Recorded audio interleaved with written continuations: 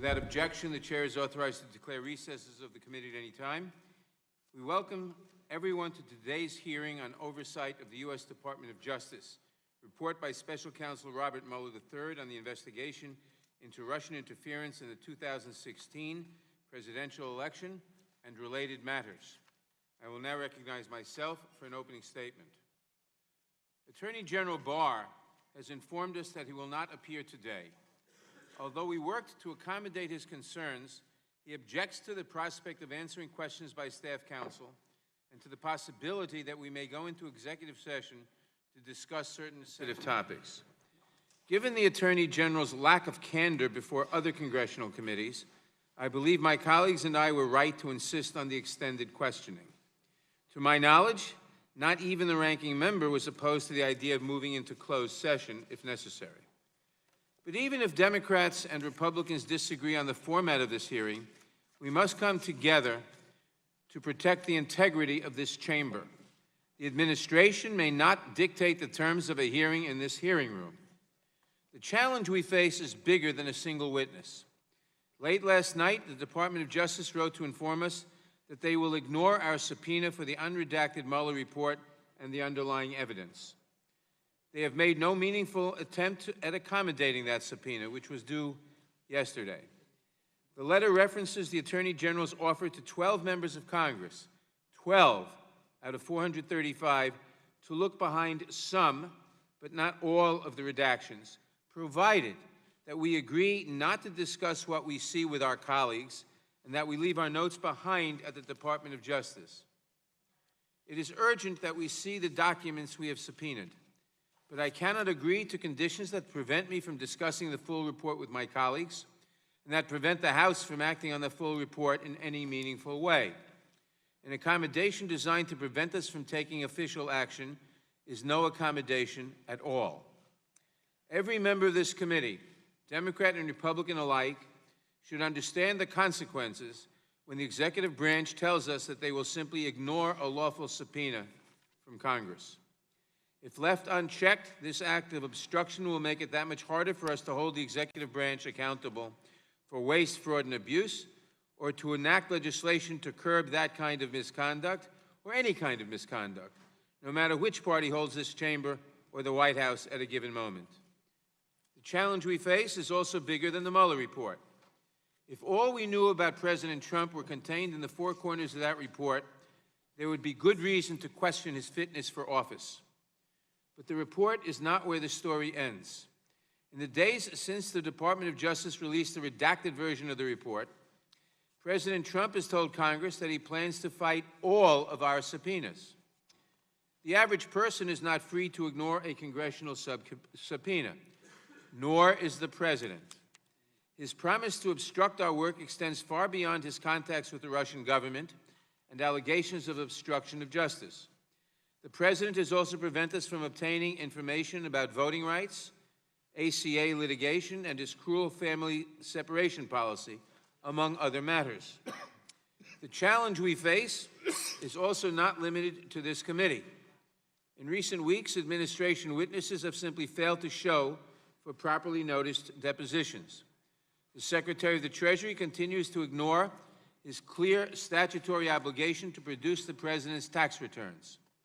The president's private attorneys sued Chairman Cummings in his personal capacity in an attempt to block the release of certain financial documents. Ladies and gentlemen, the challenge we face is that the President of the United States wants desperately to prevent Congress, a co-equal branch of government, from providing any check whatsoever to even his most reckless decisions. He is trying to render Congress inert as a separate and co-equal branch of government. The challenge we face is that if we don't stand up to him together today, we risk forever losing the power to stand up to any president in the future. The very system of government of the United States, the system of limited power, the system of not having a president as a dictator is very much at stake. The Attorney General of the United States is sworn to uphold the Constitution as our nation's chief law enforcement officer. He has an obligation to do everything in his power to warn the President of the damage he risks and the liability he assumes by directly threatening our system of checks and balances and of limited government. Sadly, the Attorney General has failed in that responsibility. He has failed to check the President's worst instincts. He has not only misrepresented the findings of the Special Counsel, he has failed to protect the Special Counsel's investigation from unfair political attacks. He has himself unfairly attacked the Special Counsel's investigation. He has failed the men and women of the Department of Justice by placing the needs of the President over the fair administration of justice. He has even failed to show up today. Yes, we will continue to negotiate for access to the full report for another couple of days. And yes, we will have no choice but to move quickly to hold the Attorney General in contempt if he stalls or fails to negotiate in good faith. But the Attorney General must make a choice. Every one of us must make the same choice. That choice is now an obligation of our office.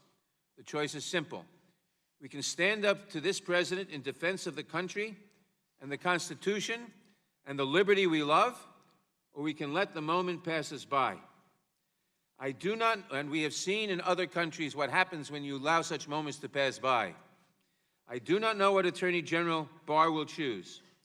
I do not know what my Republican colleagues will choose. But I am certain that there is no way forward for this country that does not include a reckoning with this clear and present danger to our constitutional order.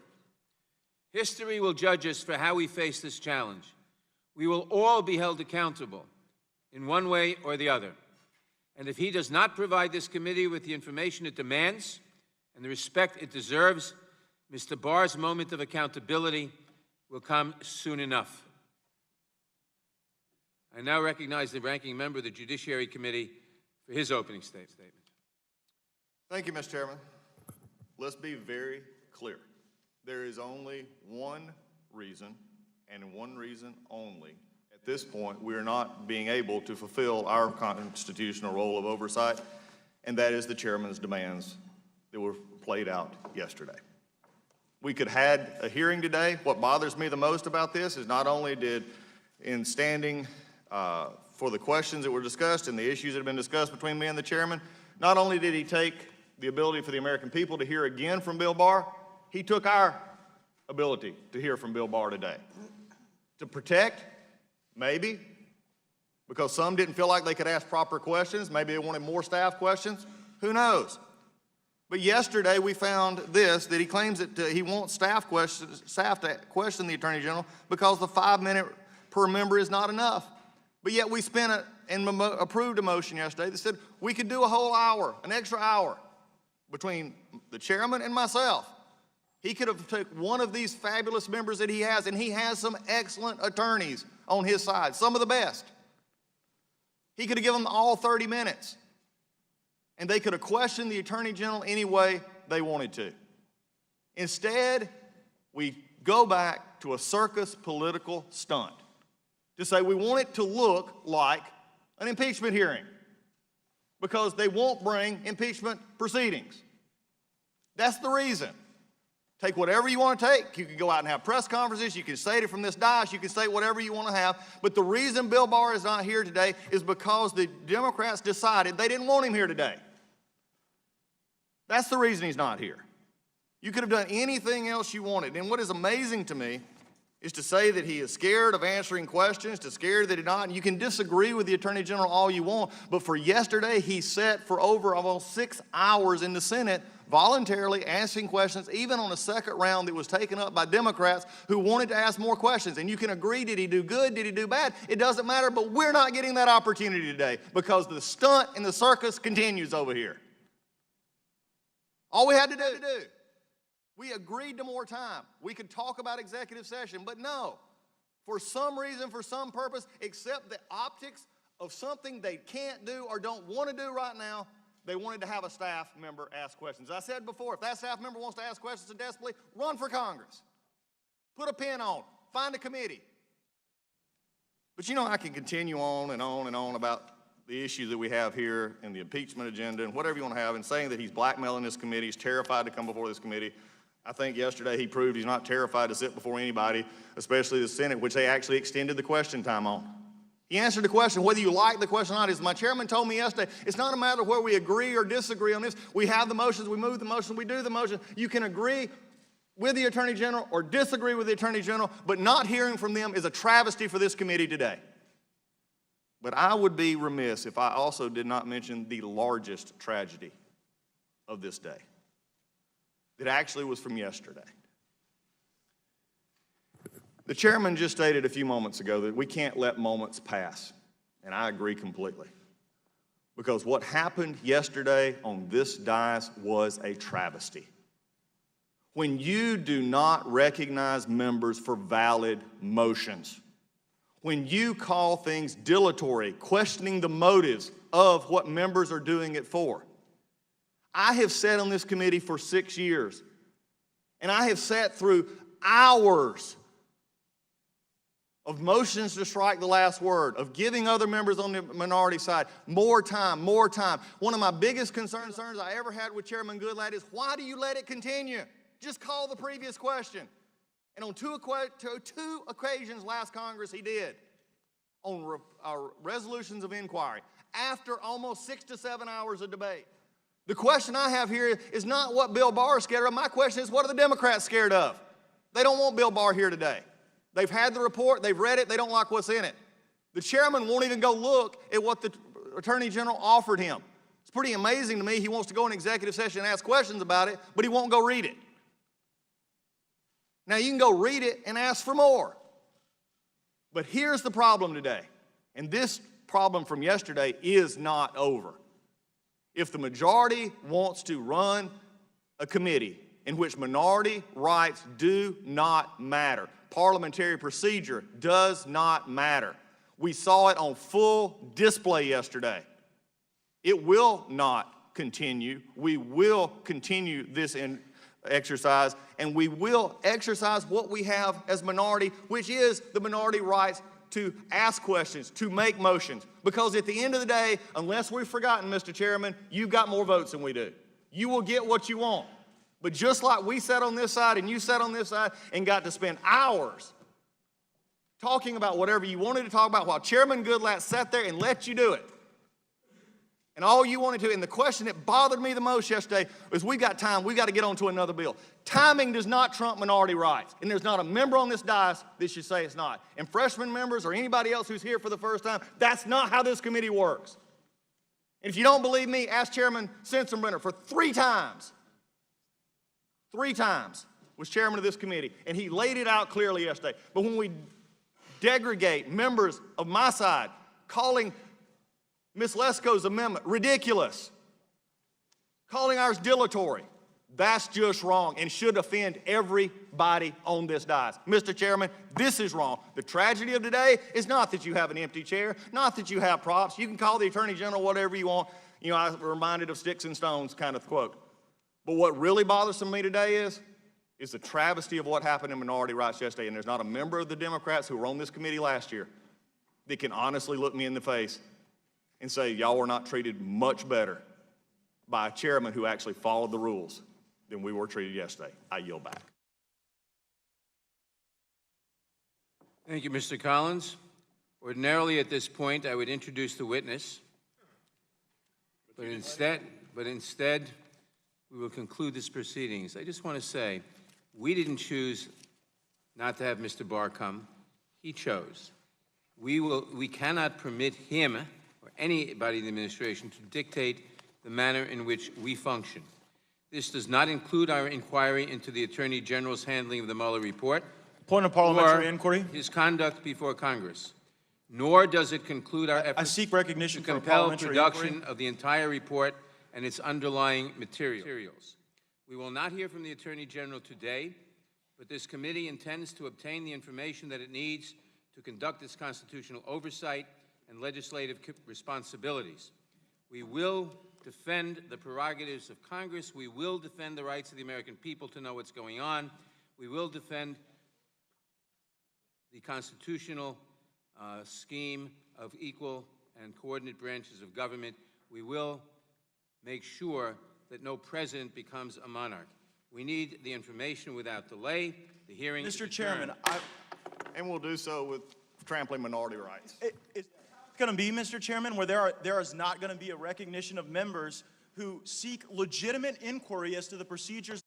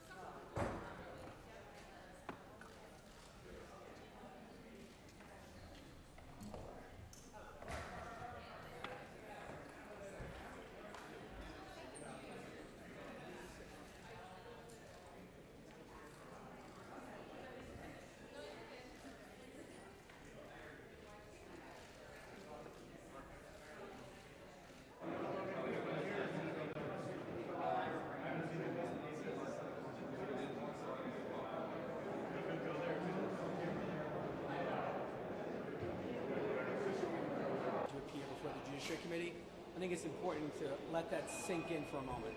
The Attorney General of the United States declined to appear voluntarily before the United States House of Representatives Committee on the Judiciary. I think there's good reason that the Attorney General is uncomfortable about coming before the committee and answering questions. We intend to ensure that we have the ability to get both the witnesses to testify under oath before the committee and the documents that are necessary to do our oversight work.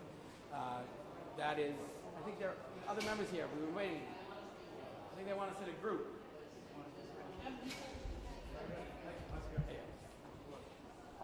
I think, we will do whatever is necessary to get both the documents we need to complete our work as well as to bring witnesses before the committee under oath. Our oversight responsibility is directly dependent on our ability to bring witnesses before the committee, compel the production of evidence, and if we allow the executive branch to decide what they're going to give us, they will have essentially extinguished congressional oversight. Say the executive branch is acting in complete bad faith here. In the past, the president and Congress could disagree about a certain document or a phrase or what have you and go back and forth.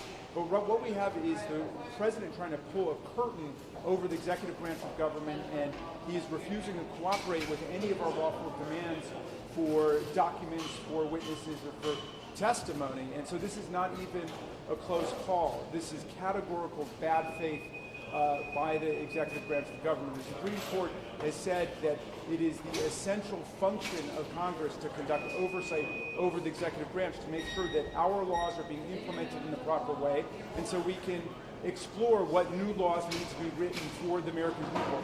We are the people's branch of government. We represent the people.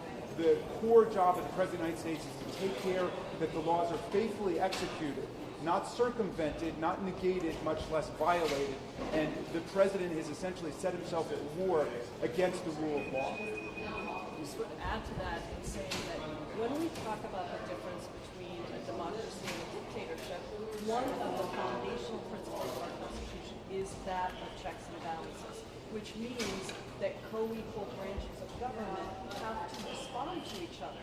And so with the President's blanket refusal to honor subpoenas, to allow witnesses to testify, he has taken this to a completely new phase. And I think as I watched Attorney General Barr's performance yesterday in the Senate, there were so many questions that continue to arise about whether the Attorney General is using his position to be the personal defense counsel for the President.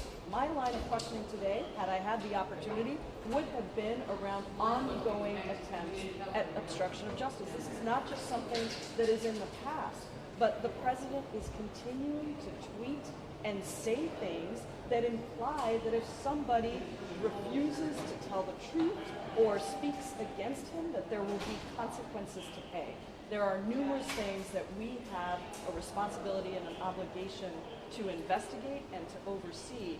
And I think we are truly in a new phase of this entire situation that is deeply, deeply destructive to the Constitution and to the foundations of our democracy.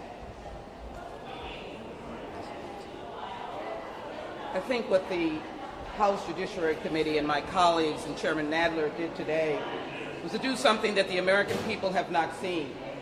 Since the Watergate proceedings of Richard Nixon, they have not seen a president not stand up to the Congress, but stand up to the Constitution in a way that rejects all of its parameters and all of the dignity and the order that we have run this country.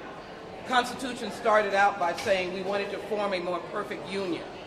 Today, the Attorney General joined with his supervisor, the President of the United States, decided to show the American people that this is not a democracy, that in fact we do not adhere to the rule of law, and we will continue to be disrespectful to the people's house. I think my line of questioning, as my colleagues have indicated, would be just the truth. As the March 27th Mueller letter stated to the Attorney General that he wanted the documents to be released. They were not released. And so here we stand today with no other option other than to hold the Attorney General in contempt, which we hope that will happen. We have not done that because we wanted to continue negotiations. So I would simply ask the question, is this the way we want to run this nation? Do we want a president that does not welcome the truth and subjecting those who work for him to be tested on the truth? Do we not understand the Constitution and Article 1 and Article 2? This Judiciary Committee will not be targeting anyone. All we'll be doing is doing our job, and that is to have members of the Cabinet of the President of the United States to come before this committee and tell the truth. We will not stop until we get the truth, until the truth is told to the American people, and the American people will decide as we go forward that the truth has to be acted on. And that's what I think some of our Republican friends are afraid of.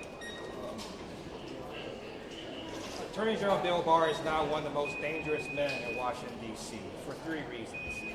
First, he intentionally mischaracterized the Mueller report. He was then told by Robert Mueller that he mischaracterized the Mueller report. And instead of apologizing, he doubles down and continues to mislead the American people. Second, today he ignored the will of Congress, oversight responsibilities of Congress, and lawfully issued subpoenas. And third, right now he is suing to eliminate your health care coverage.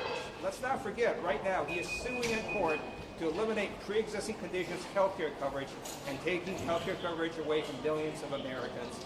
We in Congress will rein him in.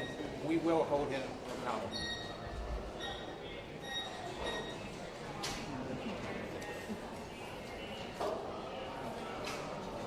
As a first-time member of Congress, I can't imagine any place else I would rather be right now.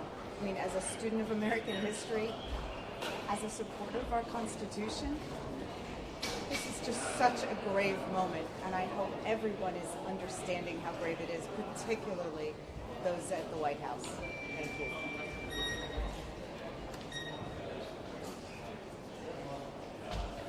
Good morning, everyone. You know, I just have to say, as a former police chief, that it was painful and disgraceful to see the nation's top cop abandon his responsibilities to allow an empty chair to speak for him this morning. However, as a committee member, we were respectful enough to put the Honorable William P. Barr, to put honorable on his name tag, if you will, this morning. However, but if you look at what the Attorney General has done since he has been in office, he certainly worked harder to protect someone who does not deserve to be protected. There's not much that the Attorney General has done as the nation's top cop that we can consider honorable. And so this morning was a dark day, a dark morning for the United States of America and all that the Department of Justice should mean to this nation. So, thank you. In the 2016 elections, this nation was attacked from outside of its borders by the Russians. As a result of their outside attack, we are now being attacked from the inside by the very Trump administration whom the Russians favor. This is a very dark day and a very dark time for our republic. It is under attack. The worst kind of damage that can be done to America is from its enemies from within. And we have enemies and we have aiders and abettors of those enemies. I'm afraid that we have reached a time when the people of this great nation must stand up and demand that Congress take appropriate action to stop this attack on our republic and save this nation, its democracy, and all of the ideals of liberty, fairness, and justice that we all hold dear. Thank you.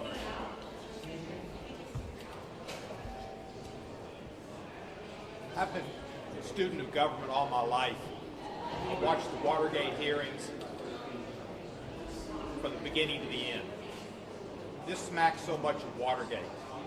An Attorney General like John Mitchell who believes the president is above the law. That is not America. The president is not above the law. And if the president thinks that the special counsel's investigation is a witch hunt, he cannot stop it. But our Attorney General thinks so. Chicken Barr should have shown up today and answered questions. He was afraid of Barry Burke. He was afraid of Norm Eisen.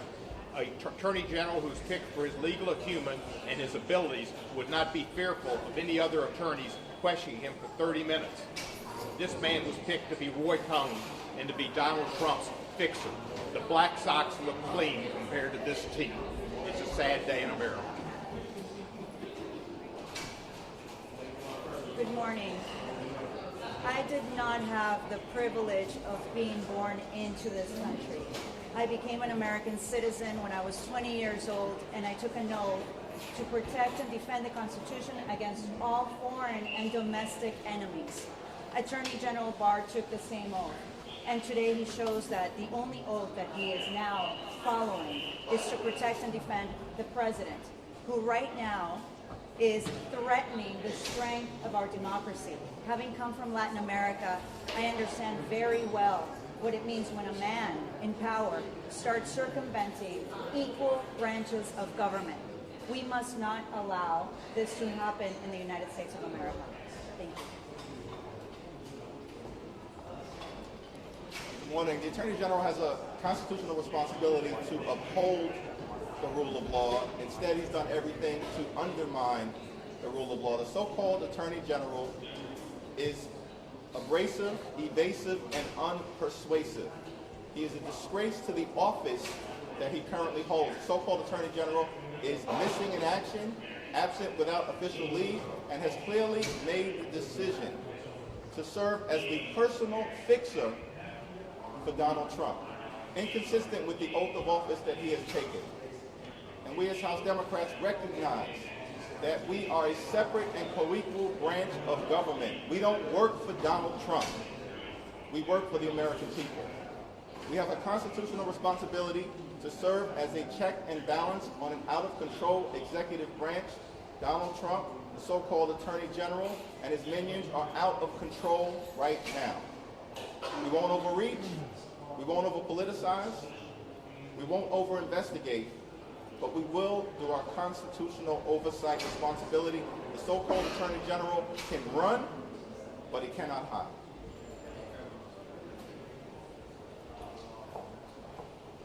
Today, Attorney General Barr and this administration have done a great disservice to the American people. It's not only about the Mueller report, but this is about protecting the integrity of our national security. This is about protecting the integrity of our elections. This is about protecting the integrity of people in this country being able to have affordable health care. They have done a great disservice to the American people.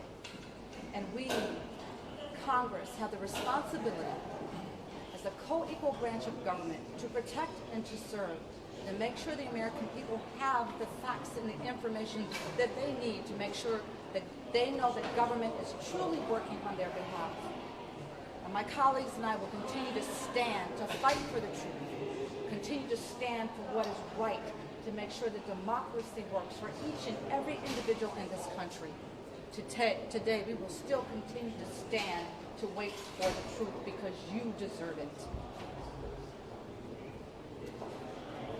How will you put some teeth behind your enforcement of demands given this unprecedented level of abuse in the White House compliance? Well, I think. Oh, sure. I mean, I think the members, I think we all believe very strongly that the next step is to begin proceedings to hold the Attorney General in contempt for the failure to comply with the subpoena yesterday. I think we are all pressing our chairman to do that. He's, as he has been, attempting to negotiate in good faith to see if the Attorney General will do it voluntarily.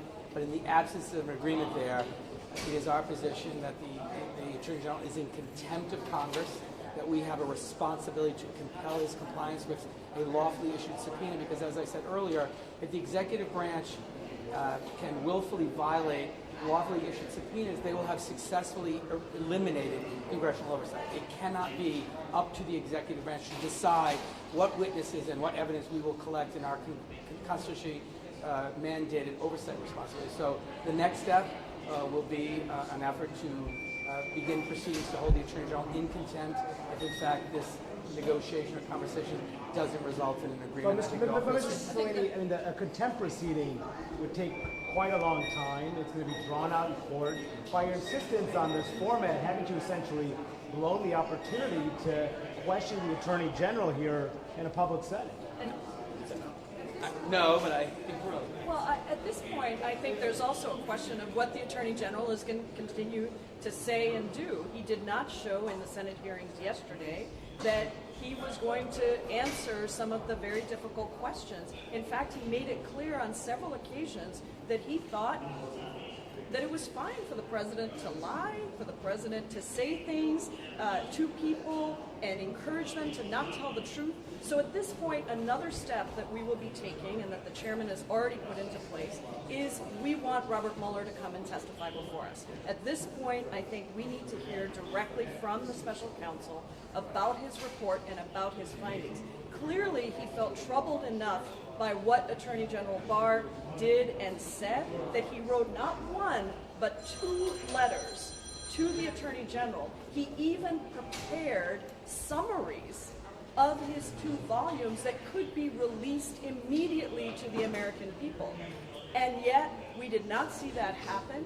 It was almost 32 days, I think, from the time that he delivered his report to yesterday when we learned that he had these summaries prepared and ready to go to the public. So at this point, I think in addition to holding the Attorney General in contempt should these negotiations not work out, we need to have Robert Mueller. At this point, I don't feel that I can trust anything that the Attorney General is saying because I don't know who the Attorney General works for. He certainly is not working for the American people. But why staff attorneys? Why do you need staff attorneys? Why was that, instead of most of you are attorneys, you can ask the questions too, right? Well, well, first of all, the one thing I'd like to say is Democrats are not rushing toward impeachment, but neither are we afraid of it.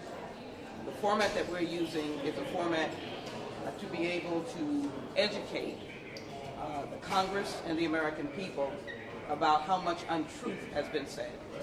These are dangerous times because if we set the precedent as General Barr has done, who is next not to respond to the Congress? What cabinet officer in the midst of a crisis? Is it the acting Department of Homeland Security Secretary in the midst of a crisis? Is it the Health and Human Services? So one of the things that we will continue to do is use possibly the contempt proceeding as our chairman may decide to do.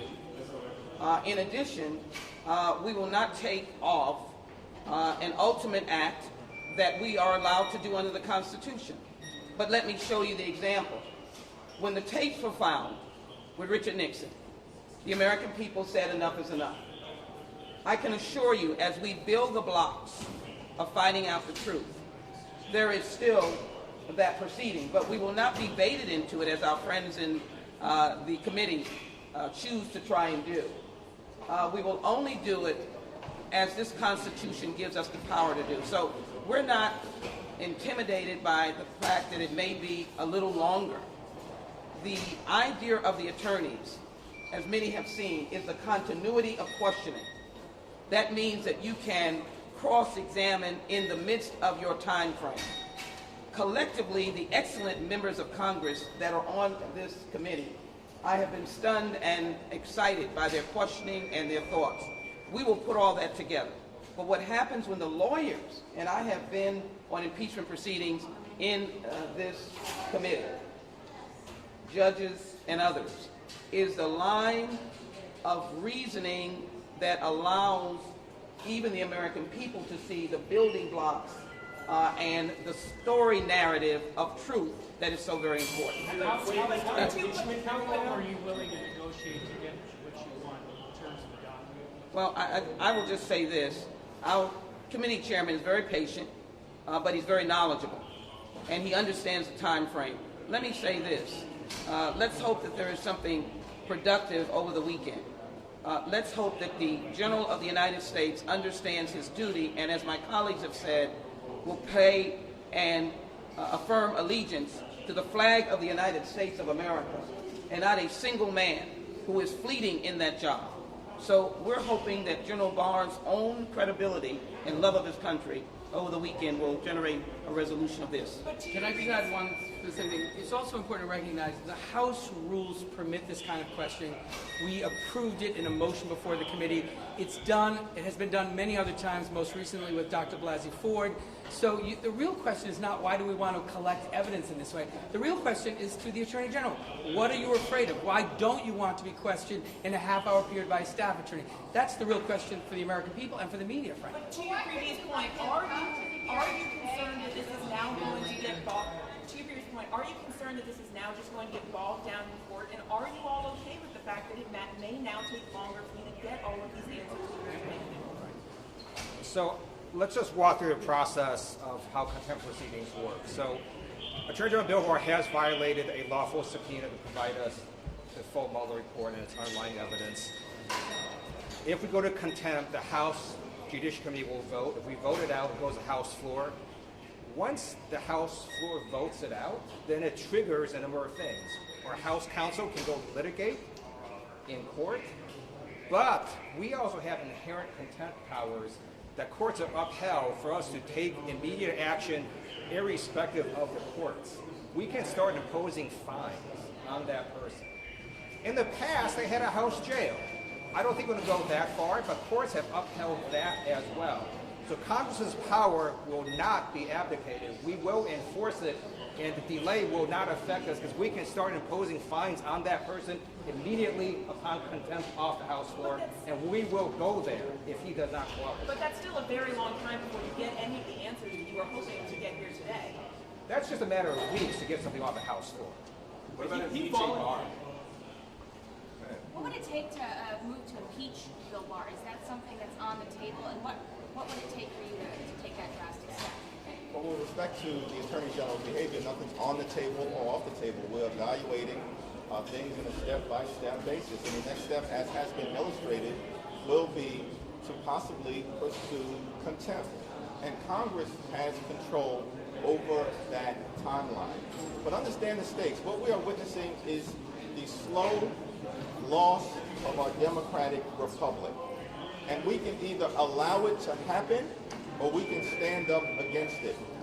Some of my colleagues on the other side of the aisle, they're behaving like a cover-up caucus for this president, a wholly owned subsidiary of the Trump administration. That is not what the founding fathers envisioned. And so we are not going to allow the notion of a presidential dictatorship to take hold. This is a democracy. We're a separate and co-equal branch of government. And we are going to uphold that principle by any means necessary. He volunteered to come in today. Is this jumping way too far ahead? And then second, Congresswoman, you had talked about how staff apparently goes during an impeachment hearing. So are you equating this to what you wanted to have today to an impeachment hearing? No, I think my colleague just indicated that this process was used during the Kavanaugh hearing. And what we're saying is that this is... That's the point that we're making. That this is allowable under House rules. The Congress, as the Senate, the House and the Senate can discern and decide their own rules and the best approach to draw evidence or information so that we can make the appropriate decision. Let me also say, we're writing legislation regarding what happened in Volume 1 and Volume 2. How incredulous is it of all of the contacts with Russia that there was no legal basis other than collusion or conspiracy? Why wasn't there interacting with Russian operatives, enemies of the American people, and that would be a criminal act, which we're introducing legislation on that or have already done so. But what I would say to you is we're only following the rules, and the rules are that we're allowed to do this. And I guess I asked the question of the General of the United States, as has been said, very aptly. And my heart really breaks on this. If any of us were lawyers or non-lawyers, it really breaks. I asked him, would he not, in his view of his own reputation and his view of being the chief legal officer, has been said, for the people of the United States, would he should I say that? Would he please adhere to the rule of law and appear before this committee? But I do want to conclude by saying we're moving on other witnesses because our task is to find out the truth. Why didn't you take the Justice Department's the opportunity they provided to you to go and see a less redacted copy of the report? My understanding is only Republicans have done that. Democrats refused to do so. That opportunity was not given to us. Look, let's refocus on what's at stake here, okay? 6 weeks after the special counsel submitted his report, the Congress of the United States still doesn't have it. This is completely unprecedented. In every other case of a special counsel or an independent counsel report, Congress got it within a couple of days, completely unredacted. The redactions are up to us. And Special Counsel Mueller gave the redactions directly to Attorney General Barr. That's what we've learned in the last couple of days from the correspondence which was leaked through the media. That was the only reason we found out about it. It was very clear that the report could have been released within a couple of days. But instead, Attorney General Barr wanted to pull a propaganda smokescreen over the entire country. And we are still laboring to unearth the real report, to get it unredacted so we can read it. That is our constitutional power. And my colleagues keep saying we are a co-equal branch of government. We are at least a co-equal branch of government. We are Article 1. Before Article 2, we are the lawmaking power of the American people. We are the direct representatives of the American people, and the president's job is just to take care that the laws are faithfully executed, not to make sure that the laws are thwarted and frustrated and violated. And yet the entire administration is now in a full-blown cover-up mode to try to hide the contents of Special Counsel Mueller's report. And all that Attorney General Barr did was to try to tell a false story to the American people about what was in there, and they continue to scramble to throw out more and more propaganda to cover up what's really in there. We are going to get to the bottom of this. We are going to have the real facts come out to the American people. We are going to allow the American people to hear directly from the witnesses, including Special Counsel Mueller, including Don McGahn, the White House counsel, about what the president did to obstruct justice. Because if we allow a president to obstruct justice and to convert the government of the United States into a money-making vehicle for himself and his family and his business, then that will set a precedent that generations to come will regret and lament. We've got a constitutional responsibility here, and we're going to fulfill it. I just want to say one thing about Director Mueller. I was here when he was director of the FBI, and I was offended by his character and integrity being sullied yesterday in the Senate Judiciary hearing. I want to thank Director Mueller for his work and his team's work. I don't know what he's going to say before our committee. I cannot give a prognosis on what he will say. But I do believe the American people owe him a debt of gratitude. And I also know that it has been reported by people who know him that said he has never sent a letter, maybe once, a letter of this kind in his career. He wants to be known as an ex-Marine who serves his nation. And so I would just suggest to all of us that if he wrote such a letter on March 27th when he said, in essence, I told you to give everything to the Congress and the American people, it must have been a heavy burden on him that the General of the United States, the Attorney General, was not representing him, his team, or the people of the United States, that in fact he turned out to be the personal lawyer of a person who is fleeing in an office that belongs to the people of the United States, and that's the presidency. And I can only say that as he comes before our committee, none of us can dictate what he will say. But I do believe that he will tell the truth in the best way he possibly can. And I want to say to Director Mueller, thank you very much for your service. Thank you all.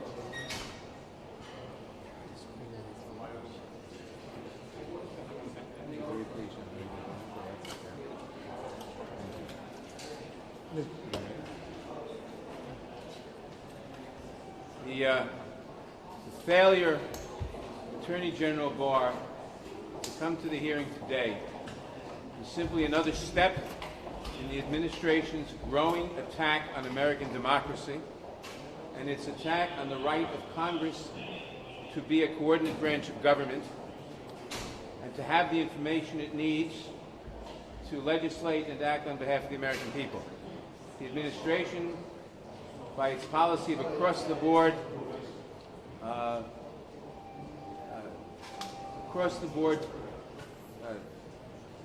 defiance of congressional subpoenas and is saying that only the executive matters, that we don't want limitations by Congress that the Constitution imposes on us. This is a grave danger for American democracy, and we must do all we can in the name of the American people to ensure that when the Trump administration ends, we have as robust a democracy to hand to our children as was handed to us. And today is a day of testing, and everyone will be judged by history in terms of how they react to this. Mr. Chairman, how concerned are you that this is all just going to get bogged down in the courts, and that because of your insistence on letting staff attorneys do some questioning, that it will now take even longer for you to get the answers that you've been demanding? We are going to use what process we have in the courts and elsewhere to get the answers and the information we need. In particular, the subpoena for the entire unredacted Mueller report and the underlying documents was due yesterday. The Attorney General, we got a letter late last night refusing to adhere to the subpoena. This is indefensible, and it is part of the attack on American democracy by this administration. We will make one more good faith attempt to negotiate and to get the access to the report that we need, and then if we don't get that, we will proceed to hold the Attorney General in contempt, and we'll go from there. Mr. General, why not negotiate a bit of... How long are you going to give the Attorney General to answer your questions and to negotiate a good faith before you hold it? A day or two. Mr. Chairman, why not... Maybe by Monday, we'll see. Mr. Chairman, why not negotiate a middle ground about the format of today's hearing? I mean, haven't you, in a sense, made it harder to get the answers that you've been asking for? We cannot concede to the administration the ability to control the manner in which Congress does its job.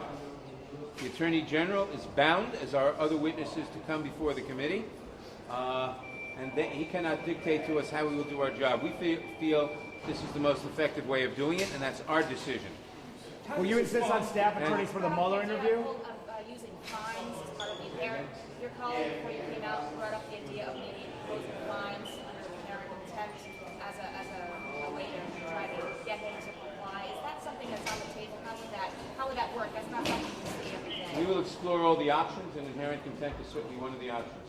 How do you respond to the DOJ saying that you're a lawyer? Why can't you question Attorney General Barr yourself? The administration, the Attorney General apparently is afraid of proper cross-examination. We ask questions under the 5-minute rule, and we've seen a pattern from this administration. The administration witnesses filibuster for 4.5 minutes, and then give a non-responsive answer for the next half a minute, and then it's on to a different questioner who may have other questions in mind or may not properly follow up the way a good cross-examiner would. So we feel the best way of doing this is to have all our members ask their 5 minutes of questions each, and have counsel be able to back cleanup, so to speak, at the end, follow loose ends, and be able to hold the witness, the Attorney General in this case, to ask follow-up questions so that he can't evade as easily as he can. And obviously, the Attorney General is afraid to face that kind of questioning. I mean, what we saw today is, besides the attitude of contempt the administration has for Congress, what we saw is fear. Fear of effective cross-examination, period. Will you do the same format for Mueller? Will you do the same format for Mueller? Would you do the same for Mueller?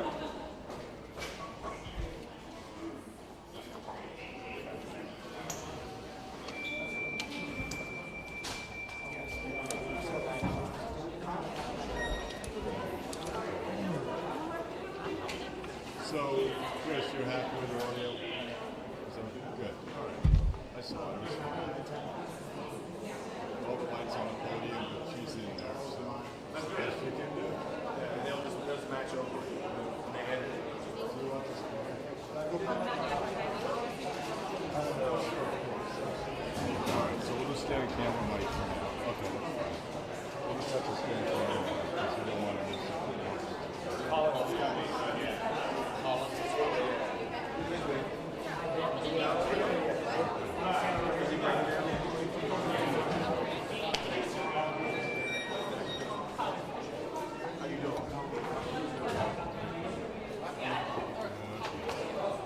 Thank you. What we've seen this morning is another, just a line of circus stunts that the committee chairman has chosen.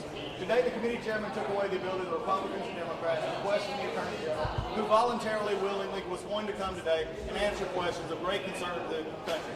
The problem I have today is that the chairman has decided political stunts are more important than actually having the Attorney General here.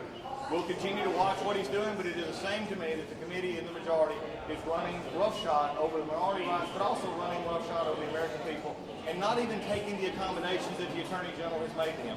When we understand that, then we understand that maybe it's the Democrats who have something to be worried about. Maybe they don't like what was in the Mueller report, and maybe they don't continue to have to answer questions about it. The White House has been fighting requests for information. Do you have any concern that they're eroding your colleagues' ability to investigate? I don't think so. I think they're going to do what they need to do, as other past administrations have done as well, including President Obama and others. They fight subpoenas when they feel like they need to make accommodations or not. One very much concern I have, the chairman was just out here talking about going straight to contempt. That's typically a 2-week process. You don't typically go straight to contempt. You actually work with the agency and try to make accommodations, and every time it's been held in contempt in the committees, it's typically been a long process. This Democratic majority seems to be impatient. They don't want to wait. They don't want to ask proper questions. They don't want to go through the process. What are they hiding? Why are they so concerned? Because they hate this president. They don't want to see this on. They want to keep the circus going and keep the American people believing that they're actually doing impeachment when they're not. Mr. So beyond the precedent, is there anything wrong, inherently wrong with beyond the precedent, is there anything inherently wrong with staff attorneys questioning witnesses? Well, as your network actually said, there is no precedent for this. And I think after 206 years of this committee actually working, where we actually were able to do our job, except in the area, and this is where it gets interesting, because the only 2 areas even the chairman talks about is in impeachment. So what is happening is my chairman wants to actually let the American people believe by citing impeachment as the precedent that we're actually doing impeachment, when in reality, they don't want to bring impeachment. So this is the problem. This is becoming a circus. If he would take the accommodations that the Attorney General has made, work with the Attorney General to find better ways, instead of rushing to have a press release, rushing to have our committee, and by the way, trampling minority rights in this committee, that is something that has been amazing to me. Yesterday was a travesty in our committee, and our chairman actually should be ashamed. So what's wrong with you having staff questions beyond the precedent? The interesting question, following on the staff question is irrelevant in the sense of what they're actually wanting to do. But my question is, why does the chairman think so little of his lawyers on his committee that he wouldn't take 30 minutes for himself or for others to actually ask questions? He's got some great attorneys. To me, it's a slap in the face of his own people. Will you fight efforts to hold We're just going to continue to, if the chairman wants to continue down that path, my question is going to be, what is your hurt? Have you actually looked for accommodations? Have you actually tried to work with this Department of Justice, or you simply, every time you didn't get what you want, which has been the pattern of the first 100 days, this chairman runs to make a subpoena, runs to make a contempt charge. It's almost like they're daring to go to court instead of doing proper legislative oversight. That's a travesty for this country. Thank you so much. Yeah, but you sent it again to us.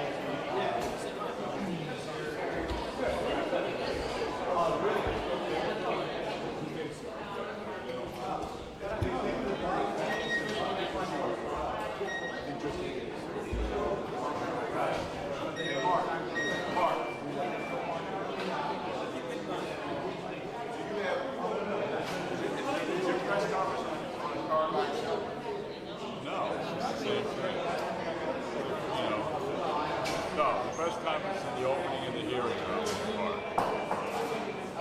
That's why you gotta.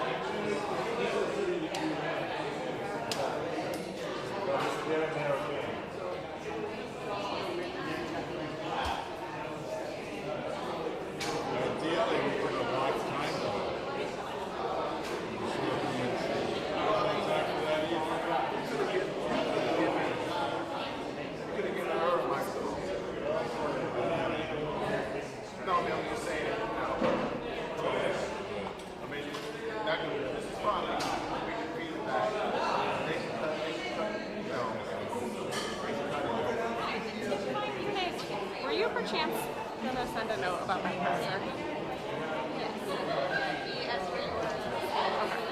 I was there, but I was like.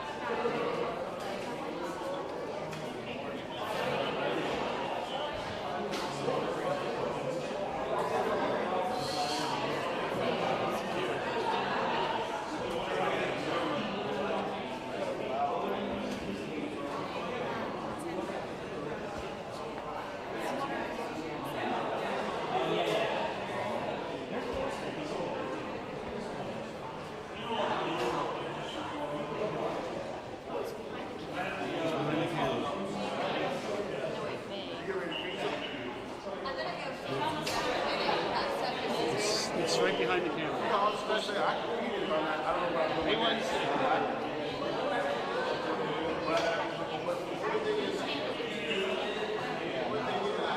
I thought you did March stuff.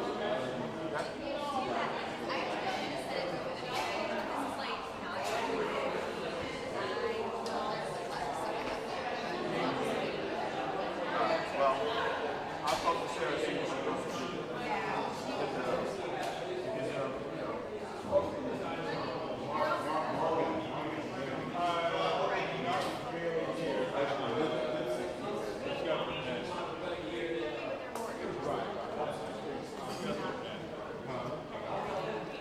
I would just like to point out how short my life is.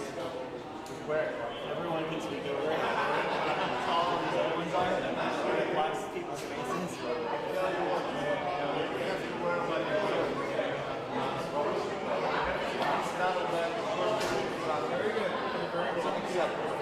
No, you don't need the mic here. No.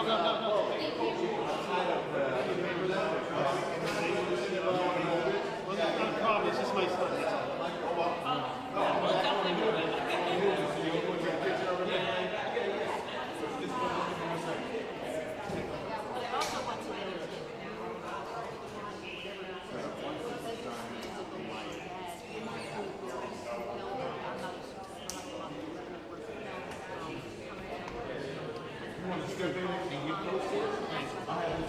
No, I